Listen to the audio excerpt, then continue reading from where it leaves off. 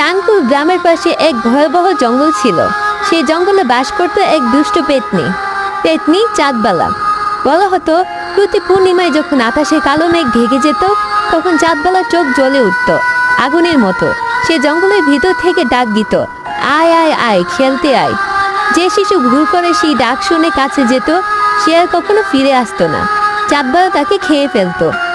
গ্রামের মানুষ রাতে ঘর থেকে বের হতো না। ঘরের দরজায় লাল সুতা বাঁধা থাকতো, জানালায় তাবিজ ঝুলতো। তবু মাঝে মাঝে কারো কান্নার শব্দ শোনা যেত গভীর রাতে। আর চাঁদবালার হাসি বেশি আসতো হাওয়ায়।